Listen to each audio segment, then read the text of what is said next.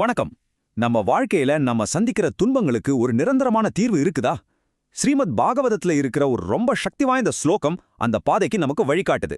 வாங்க அந்த வழியை பத்தி கொஞ்சம் ஆழமா பார்க்கலாம். நம்ம எல்லாருக்குமே இந்த கேள்வி மனசுல வந்திருக்கோம் இல்லையா? நாம ஒவ்வொரு நாளும் சந்திக்கிற கஷ்டங்கள், கவலைகள், ஏமாற்றங்கள் இதிலிருந்து முழுசா நிரந்தரமா வெளியே வர முடியுமா? ஒரு விடுதலை கிடைக்குமா? ஆச்சரியமான விஷயம் என்னன்னா, நாம இப்ப பார்க்க போற இந்த ஒரு ஸ்லோகம் இந்த கேள்விக்கு நேரடியா பதில் சொல்லுது. முதல்ல இந்த மும்மடங்கு துன்பங்கள்னா என்னன்னு புரிஞ்சுக்கலாம். முதல் வகை நம்ம உடம்பாலையும் மனசாலையும் நமக்கு வர்றது, அதாவது நோய்கள், கவலைகள், மன அழுத்தம் இந்த மாதிரி. ரெண்டாவது மத்த உயிரினங்களால நமக்கு வர துன்பம்.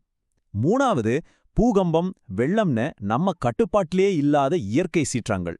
இந்த 3 விதமான துன்பங்கள்ல இருந்தும் விடுபடுறது எப்படின்னு தான் பார்க்க போறோம். பாருங்க, இந்த துன்பங்களுக்கு மேலோட்டமா ஒரு தீர்வு சொல்றது இல்ல, அதோட ஆணிவேரையே புடுங்கி எறிகிற ஒரு நேரடியான வழியை தான் ஸ்ரீமத் பாகவதம் நமக்கு காட்டுது. இது ஒரு தற்காலிக வலி நிவாரணி மாதிரி இல்ல, நோயை மொத்தமா குணப்படுத்துற ஒரு மருந்து மாதிரி. சரி, இப்போ நாம அந்த ஸ்லோகத்துக்குள்ள போகலாம். துன்பத்தோட நிழல் கூட இல்லாத ஒரு நிலைய வாக்குறுதியா தர்ற அந்த ஆழமான ஸ்லோகம். இது ஸ்ரீமத் பாகவதத்தோட முதல் ஸ்கந்தம், முதல் அத்தியாயத்துல வர்ற 2வது ஸ்லோகம். தர்மஹா புரோஜித கைத்தவோத்ர பரமோ நிர்மத்சராணாம் சதாம் வேத்யம் வாஸ்தவமத்ர வஸ்து சிவதம் தாபத்ரயோன்மூலனம். ஸ்ரீமத் பாகவதே மகாமுனி கிருதே கிம் வா பரைரீஸ்வரஹ சத்யோ ஹிருத்யாவருத்தியதே யத்ர கிருதிபிர் சுஷ்ருஷுபிஸ்தட்சணாத்.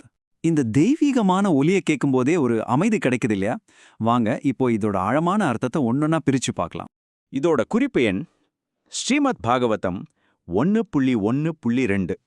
இந்த ஸ்லோகத்தோட முதல் வரியே ஒரு மிக உயர்ந்த தர்மத்தை பத்தி பேசுது. அதாவது ஒரு மத கொள்கை. ஆனா இது நாம வழக்கமா நினைக்கிற மத நம்பிக்கைகள்ல இருந்து இப்படி வித்தியாசப்படுதுன்னு பாப்போம். பொதுவா மத சடங்குகள் எல்லாம் எதுக்கு செய்யப்படுது? ஒன்னு பணம், புகழ் கிடைக்கணும், இல்லனா புலன் இன்பங்கள் அனுபவிக்கணும், இல்ல சொர்க்கத்துக்கு போகணும்.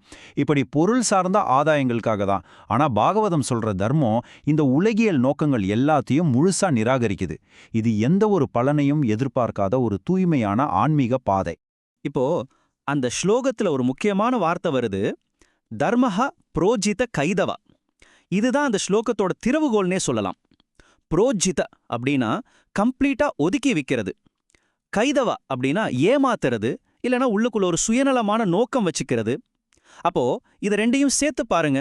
எந்த ஒரு சுயநலமும் இல்லாத, எந்த ஒரு உள்நோக்கமும் இல்லாத ஒரு தூய்மையான தர்மத்தை பத்தி தான் இங்க பேசப்படுது. சரி, இந்த சுயநலமே இல்லாத உயர்ந்த தர்மத்துக்கும் நம்மளோட துன்பங்கள் வேரோட அரிக்கப்படுறதுக்கும் என்ன சம்பந்தம்? அந்த இணைப்பு பாலம்தான் இந்த ஸ்லோகத்தோட அடுத்த பகுதி. இந்த ஸ்லோகம் சொல்ற உயர்ந்த உண்மைங்கிறது வேற ஒன்றும் இல்ல, மாயைக்கும் யதார்த்தத்துக்கும் உள்ள வித்தியாசத்தை உணர்றது தான்.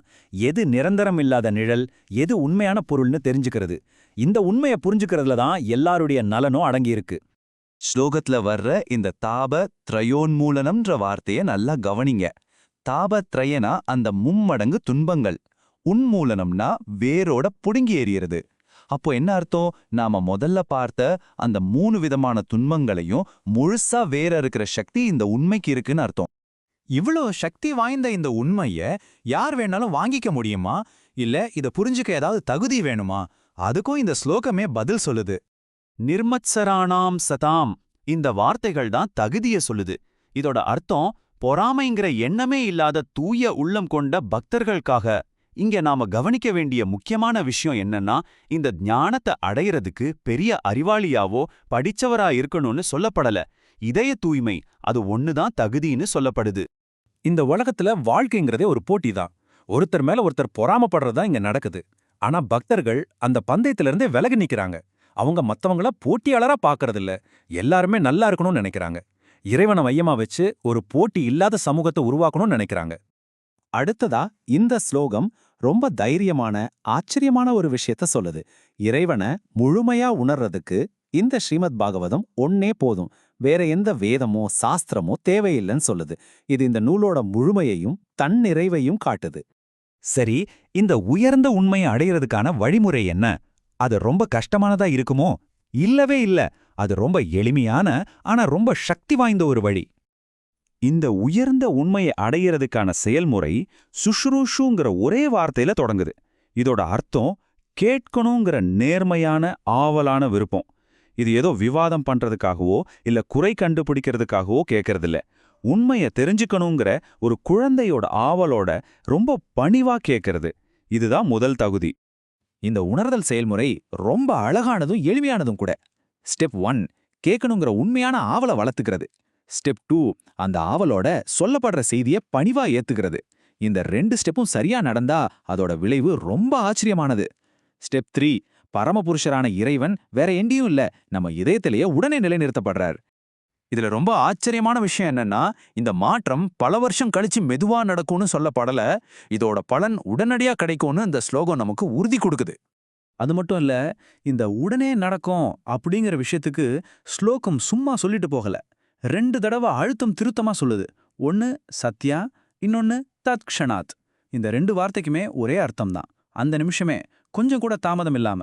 பாத்தீங்களா, இந்த பாதையோட சக்தியையும் இதனால கிடைக்கிற உடனடி பயனையும் இதை விட அழகா எப்படிங்க சொல்ல முடியும்? ஆக இந்த அறிவு பண்பாட்டை பணிவோட கேட்கறது மூலமா நாம முதல்ல பேசின அந்த 3 மடங்கு துன்பங்கள்ல இருந்தும் ஒருத்தர் உடனடியா விடுதலை அடையறார். இதுதான் இந்த ஸ்லோகத்தோட கடைசி ஆனா ரொம்ப சக்தி வாய்ந்த வாக்குறுதி. அப்போ இப்போ கேள்வி நமக்கு தான்.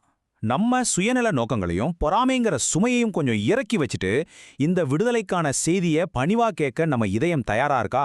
பதில் நம்ம ஒவ்வொருத்தருக்குள்ளேயும் தான் இருக்கு. நன்றி.